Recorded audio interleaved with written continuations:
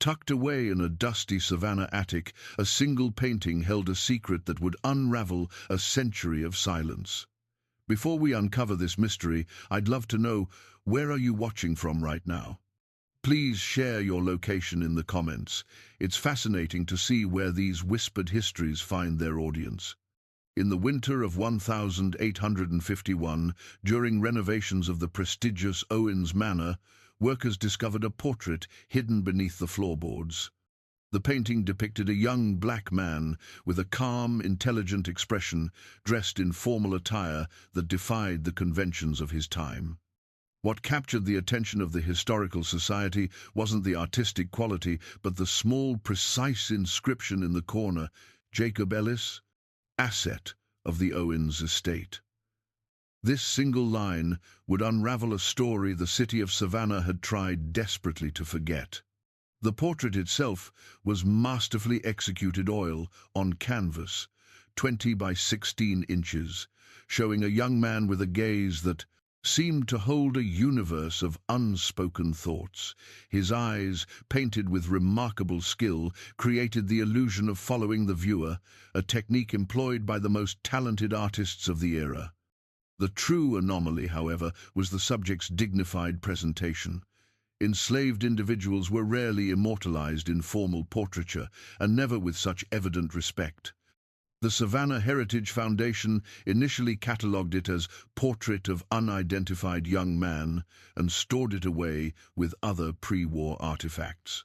For over 2 decades, it gathered dust until 1874, when researcher Arthur Pembroke, compiling a history of Georgia's architecture, noticed the painting while documenting the foundation's collection.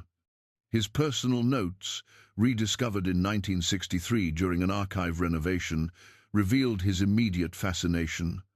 The subject's expression contains a profound depth, not sorrow nor acceptance, but a quiet knowing, as if he perceives something beyond our understanding. Pembroke's curiosity led him to the Owens estate, which had passed through several owners since the war and was then held by the Caldwell family.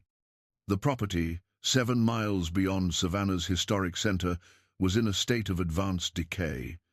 The original Owens dynasty had lost their wealth in the conflict, and subsequent proprietors lacked the resources for its upkeep. County archives from 1874 show Pembroke gained access to the estate's surviving documents, most stored in a former overseer's quarters. Among tax files and business letters, he found a small, untitled ledger bound in worn leather. Inside were meticulous records of the Owens plantation's enslaved population, names, ages, known parentage, and most disturbingly, their appraised values. On page 41, Pembroke found the entry for Jacob Ellis, male, age 22, born on property to Hannah, deceased. Educated as initiative, demonstrates exceptional skill with figures and language.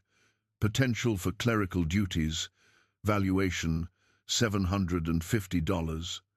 The phrase, educated as initiative, stood out to Pembroke.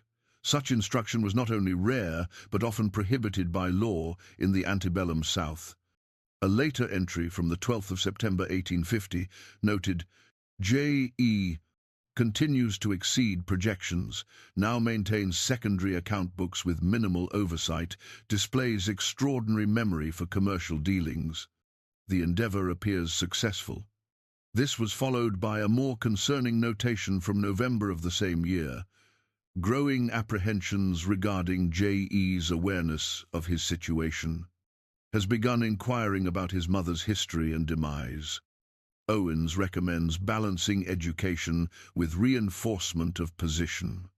Pembroke's investigation might have concluded there had he not met an elderly woman named Miriam Jones during his 3rd visit to the former estate.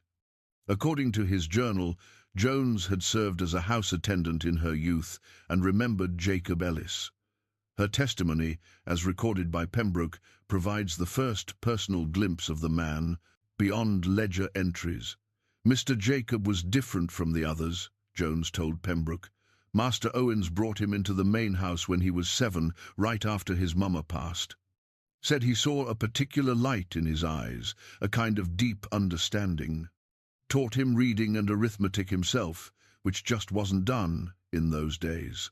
By 15, she continued, Mr. Jacob was managing all the estate's account books. Master Owens would sometimes present him to guests, like a performing creature demonstrating tricks. Mr. Jacob would smile and show his skill with calculations, solving sums quicker than educated gentlemen could with pen and paper.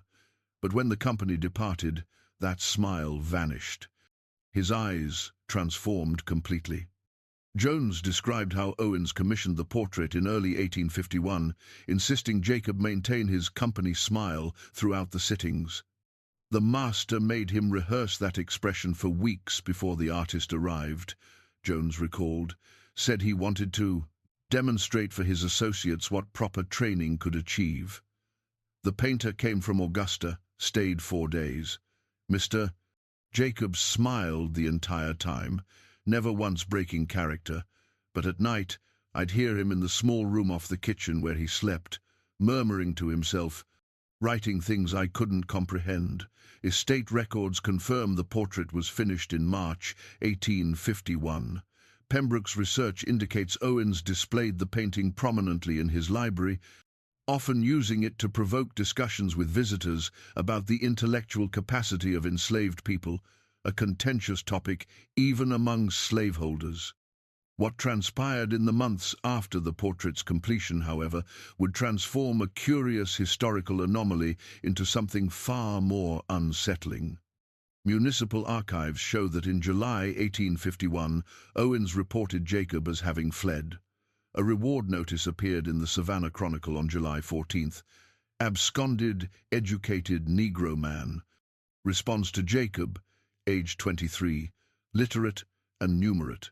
May attempt to pose as a freedman through written correspondence. $110 reward for return to Owens' estate.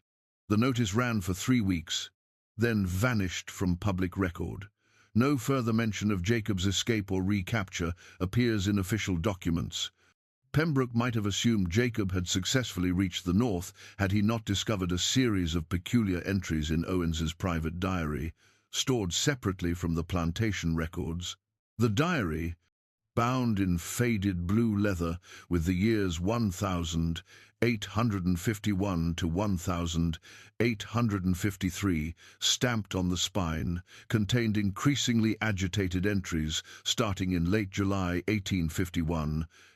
Just days after the first runaway notice was published, the entry dated July 23rd reads, J did not flee as stated. Circumstances necessitated fabrication following discovery of his personal writings. Contents too alarming to record here. Have secured him in the old storage cellar while determining appropriate resolution. Miriam instructed to inform all that he has escaped northward. A subsequent entry dated July 28th offers a more troubling view. Confinement continues. He expresses no regret, maintains his calculations were accurate. The ledgers he kept in secret indicate systematic inconsistencies spanning 2 years. Funds redirected, transactions recorded improperly. The full scope of his deception remains unknown. More alarming are his observations regarding the household. He has been studying us as we studied him, documenting behaviors, vulnerabilities. When confronted, he simply smiles, the identical smile from the portrait. It disturbs me profoundly. The diary entries grow increasingly obsessed with Jacob in the following weeks. Owens described sleepless nights, hearing what he believed were whispers emanating from the sealed cellar. On September 5th, he wrote, Miriam and 2 others insist they've observed J in the main residence after dark, despite the cellar door remaining securely fastened. Impossible, naturally. Yet the ledgers in my study contain new entries in his distinctive script. A trick of the mind, surely have nonetheless increased nighttime security. The final reference to Jacob appears on October 12th. The situation with J has been resolved permanently. Cellar sealed, portrait to be removed from library and disposed of. Miriam dismissed for spreading tales among the others. must now concentrate on reviewing all financial dealings of the past 2 years to assess the damage incurred. Pembroke's research indicates Owens's economic standing deteriorated rapidly in the subsequent months. By early 1852, he had sold multiple land parcels and several enslaved individuals. Correspondence with his Savannah bankers reveals mounting debts and accounting irregularities he struggled to clarify. A letter from the Merchant and Planters Bank, dated January 1852, states, "The inconsistencies in your recent submissions cannot be attributed to simple mathematical errors. The pattern indicates intentional misrepresentation across multiple quarters. The bank must demand immediate explanation and full settlement of all outstanding balances." Owens's response to this letter has been lost, but records confirm that by May 1852, he had sold his remaining Savannah holdings and relocated to a modest property near Macon. The once prominent Owens family effectively disappeared from Savannah's social register. The portrait of Jacob, which Owens had allegedly intended to destroy, somehow found its way to Owens Manor, where it was discovered during renovations nearly a year later. Pembroke's investigation might have ended there had he not decided to examine the former Owens property one final time before concluding his research. In his journal entry dated August 3, 1874, he wrote, "Return to the Owens land today to clarify several points regarding structural modifications made during the 1840 seconds. The current caretaker, a Mr. Jenkins, allowed me to inspect the lower levels of the main house, which have remained largely undisturbed since the Owens family's departure. Among the various storage rooms and wine cellars is a curious space, a small chamber, approximately 8 by 10 feet, with no windows and a door that appears to have been sealed and later reopened. The walls are unusually thick, and the room sits isolated from other basement areas. When I inquired about its purpose, Jenkins seemed uncertain, suggesting it might have served as a secure storage for valuables." Pembroke goes on to describe his examination of this room. "The space is vacant now, save for a small writing desk against one wall. The desk appears considerably older than other furnishings I've observed in the house. Upon closer inspection, I discovered that the interior of the drawer contains writings carved directly into the wood with what must have been a sharp, fine implement. The text is minute, precise, and covers every available surface inside the drawer. Much of it appears to be columns of numbers resembling accounting entries, but without contextual labels. Interspersed among these figures are passages written in an educated hand that suggest the writer was highly proficient in written English. According to Pembroke's journal, he transcribed several of these passages. The most legible section read, "They believe the portrait captures merely my likeness. The artist was talented but unperceptive. He did not notice how I studied him in return, learning his methods. He did not comprehend that with each brushstroke he was creating not just an image, but an aperture. Owens sees only what he wishes to see, a carefully constructed specimen that validates his worldview. He does not see how the ledgers speak to me, how numbers reveal truths that words conceal. 2 years of patience, 2 years of observing and documenting, 2 years of smiling. The calculations are complete now, the adjustments have been implemented. Even if they uncover my methods, the damage is irreversible, and I will continue to smile from the frame, watching as understanding dawns." Pembroke's final journal entry regarding Jacob Ellis conveys his deepening unease. "I find myself returning repeatedly to the portrait, which remains in storage at the Heritage Foundation. The subject's expression, which I initially interpreted as a simple smile, now seems to convey something more complex, a kind of cognizant satisfaction. I spoke with Mrs. Abernathy at the Foundation about the possibility of including the painting in the upcoming exhibition on Savannah's pre-war era, but she expressed hesitation. noting that several staff members have requested the painting remain stored, as they find it disquieting. Perhaps it is merely suggestion working upon my mind after uncovering the strange circumstances surrounding its creation. But I cannot dismiss the sensation that the young man in the portrait is indeed watching, not from the past, but somehow from a continuous present, still observing and recording our reactions to his image. Pembroke's research materials were archived at the Georgia Heritage Society following his death in 1882.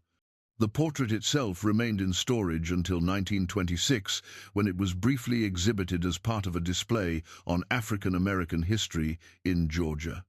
According to exhibition records, the painting was removed after just 4 days due to complaints from staff and visitors who reported feeling observed or followed by the subject's gaze. The curator's notes indicate one elderly visitor, whose name is not recorded, became visibly agitated upon viewing the portrait, claiming, "That's him. That's the Owens boy, still smiling after all this time." The portrait was returned to storage, where it remained largely forgotten until 1957, when Professor Martin Reeves of the University of Georgia began studying cases of educated enslaved individuals in the antebellum South. Reeves's notes, published in the Southern Historical Quarterly in 1959, mentioned the portrait of Jacob Ellis as a striking example of how certain slave owners, despite prevailing attitudes, recognized and even cultivated intellectual capabilities in those they enslaved, though typically for their own benefit. Reeves arranged to have the portrait photographed for his research, but according to his correspondence with the Heritage Society, the initial photographs failed to adequately capture the subject. A second attempt produced images Reeves described as strangely blurred, particularly around the eyes and mouth. A third attempt was apparently successful, as black and white photographs of the portrait appear in Reeves's published article, though the reproduction is of poor quality by contemporary standards. The most disturbing chapter in the strange chronicle of Jacob Ellis's portrait emerged in 1963, when the Georgia Heritage Society building underwent significant renovations. The portrait, along with numerous other artifacts, was temporarily moved to a climate-controlled storage facility in Atlanta. According to the transfer inventory, the painting was packed in a custom crate and loaded onto a truck on February 14, 1963. The receiving inventory at the Atlanta facility, however, lists the crate as empty upon arrival with a notation. Item B. 228, portrait oil on canvas circa 1851 missing. Crate sealed and undamaged. Inquiry initiated. No explanation for the painting's disappearance was ever documented, and after several months, the Heritage Society filed an insurance claim for the lost artifact. The matter might have concluded there, consigning Jacob Ellis's portrait to the long catalogue of historical items lost to time, had it not been for a curious development at the former Owens estate. In April 1964, the property, which had changed hands numerous times since the Owens family's departure, was purchased by the Savannah Preservation Trust, intending to restore it as a museum dedicated to plantation life in antebellum Georgia. During the initial assessment, workers discovered that the small room in the basement described in Pembroke's journal had been sealed, the doorway bricked over and plastered to match the surrounding walls. According to the renovation foreman's report, they might never have located the room had a worker not noticed a slight acoustic difference when tapping along the basement wall. After consulting original architectural plans that confirmed a space behind the wall, the Trust decided to reopen the sealed room as part of restoration. On May 10, 1964, workers removed the brick and plaster barrier that had sealed the room for what architects estimated was approximately a century based on materials and construction technique. The Trust's official report describes their findings in clinical terms. The previously sealed space contained a small wooden desk against the north wall. consistent with descriptions in Pembroke's notes from 1874. The desk drawer contained extensive carving on interior surfaces as previously documented. No other furnishings were present. The south wall of the room displayed a rectangular area of discoloration approximately 20 by 16 inches, suggesting an item of similar dimensions had been hung there for a considerable period. What the official report omits, but which appears in the personal journal of Eleanor Vance, the Trust's lead historian, is the condition of the desk drawer. The carvings described in Pembroke's notes have been significantly expanded. Where he described calculations and a few text passages, the entire surface is now covered with minute writing extending to the sides and bottom of the drawer. Most disturbing is that portions of this text reference events that occurred long after the room was supposedly sealed, including specific mentions of Pembroke's research, the 1926 exhibition, and even Reeves's photography attempts in 1957. The final entry carved in the bottom right corner of the drawer is dated February 15, 1963, the day after the portrait was packed for relocation to Atlanta. It reads simply, "I have learned enough. It is time to leave this frame." Vance's journal indicates she shared her discovery with only 2 other trust members, fearing publicity would attract unwanted attention to what must be an elaborate hoax. The 3 agreed to document the carvings thoroughly, but exclude the anomalous content from official reports. The desk was removed and placed in secure storage at an undisclosed location where it reportedly remains. The portrait of Jacob Ellis has never been recovered. The case was officially closed in 1966, with the insurance company paying the assessed value of the painting $750. Coincidentally, the same value assigned to Jacob himself in the Owens plantation ledger over a century earlier. In 1967, during a routine inventory of artifacts at the Georgia Heritage Society, an archivist discovered Pembroke's original research materials on Jacob Ellis missing from their designated location. The corresponding catalogue entry had been crossed out with a marginal notation reading "deaccessioned the 15th of February 2063. No record of any official deaccession exists, and no staff member recalled removing the materials or making the notation. The date, February 15, 1963, matches the day the portrait arrived empty in Atlanta. The Owens Estate Museum project was ultimately abandoned in late 1967. The official reason cited structural concerns and prohibitive restoration costs. But Vance's final journal entry suggests another factor. We've had 4 night watchmen resign in the past month.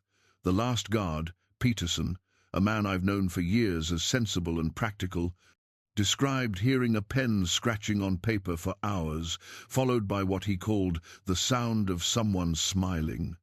When I asked what he meant, he couldn't elaborate, saying only, "You'd know it if you heard it." The board's decision to abandon the project comes as a relief to those familiar with the full circumstances. The Owens estate remained vacant for decades, gradually deteriorating until it was demolished in 1986 for a residential subdivision. All report similar experiences, the sound of writing emanating from the basement, specifically from the unsealed room, despite it being empty. During excavation for the development's infrastructure, workers uncovered a small metal box in the area where the main house's basement had been.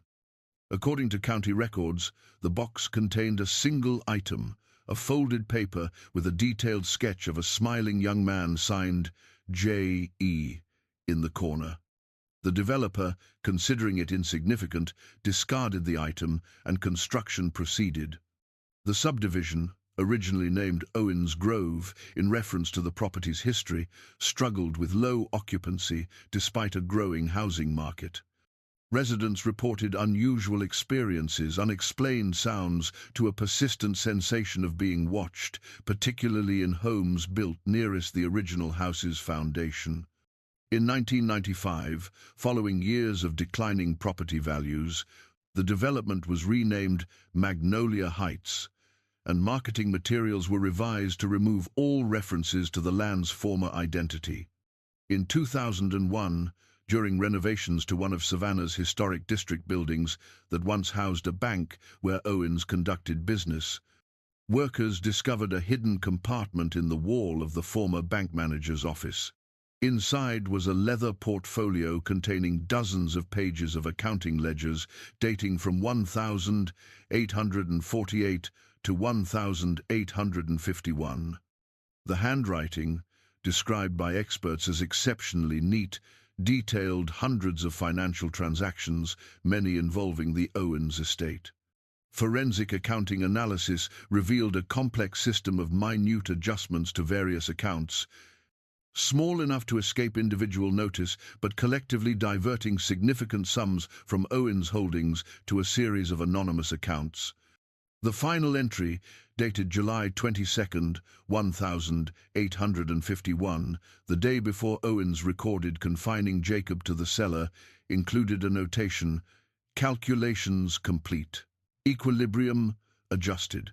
Liberty acquired." The ledgers were donated to the Georgia Heritage Society, where they remain available to researchers. Curiously, visitors examining these documents often report an unusual sensation, the feeling of someone reading over their shoulder, observing their reactions to the meticulously recorded figures that over a century ago systematically dismantled a man's fortune from within his own household. Perhaps the most unsettling epilogue comes from Dr. Lena Mitchell, a professor of art history specializing in 19th century portraiture, who in 1997 was researching technical aspects of antebellum portrait techniques. Compiling a database of period portraits, including known works by Samuel Owens Whitaker, the Augusta artist believed to have painted Jacob Ellis's portrait, Mitchell noticed something unusual, a recurring face appearing in the backgrounds of several paintings completed after 1851. In a portrait of a Savannah merchant dated 1852, a young, black man appears as a barely discernible figure through a window in the background. In an 1854 family portrait from a plantation near Beaufort, the same face is visible among the household staff. In an 1859 painting of an Atlanta street scene, the face appears in a crowd. According to Mitchell's analysis published in the American Art Review in 1999, the recurring figure matches descriptions of Jacob Ellis, always positioned as an observer within the scene, always wearing the same distinctive smile described in historical accounts. Whitaker's journals, preserved in the Augusta Historical Archives, make no mention of this recurring figure. What makes this case unusual, Mitchell noted, is that the figure never appears as a subject or focal point, always as an observer, often positioned to appear looking not at the main subjects, but directly at the viewer. Mitchell's research identified the recurring face in 6 confirmed Whitaker paintings completed between 1852 and 1862, after which Whitaker's career ended abruptly when he abandoned painting and entered a sanatorium near Augusta. Sparse institutional records indicate Whitaker suffered from acute paranoia and delusions of being observed. He remained there until his death in 1866, reportedly spending his final years refusing to look at any paintings or mirrors, convinced that he is watching from within the frames. To this day, the portrait of Jacob Ellis remains missing. The Owens family line died out in the early 20th century. The ledgers, journals, and notes documenting this case are scattered across various archives. What remains most clearly is the description of that smile, the one Owens forced Jacob to practice for weeks before the portrait sitting, the smile that seemed to hold something back, to know something the viewer did not. Some historians suggest Jacob Ellis's story represents nothing more than an unusually well-documented case of an enslaved person using education provided by his owner to orchestrate his own liberation. Others point to the unexplained elements surrounding the portrait's disappearance and the strange carvings as evidence of something more unsettling. Perhaps most telling is that despite the portrait having been missing for over 6 decades, visitors to the Georgia Heritage Society occasionally inquire about the painting of the smiling young man without prior knowledge of its existence. When asked how they know about it, many provide the same response: "I saw it watching me from a frame on the wall." Staff confirm no such portrait is displayed. The last documented mention of Jacob Ellis comes from the journal of a security guard who worked at the Heritage Society in the late 1992. The entry, dated October 8, 1998, reads, "Saw that portrait again tonight during rounds. Not hanging on any wall, just leaning against the storage room door from the inside. Same as last week, maintenance says they found no painting when they checked. Tonight, I stopped and looked at it properly for the first time. The young man's smile seems different now, satisfied, like someone who has successfully concluded a long project. I don't think I'll be seeing it again." He was right. No further sightings have been reported at the Heritage Society, but across Savannah and beyond, in museums and historical homes, visitors occasionally report a curious phenomenon, the sense that among faces captured in centuries-old paintings, one in particular seems to be studying them in return, always in the background, always observing, always with the same knowing smile. As though, having learned to escape first his bondage and then his frame, Jacob Ellis continues his patient observation of the world that once sought to contain him, still recording, still calculating, still smiling that practiced smile. If these stories of forgotten lives and hidden truths resonate with you, please show your support by liking this video and subscribing to the Whispered Histories for more journeys into the past's deepest shadows.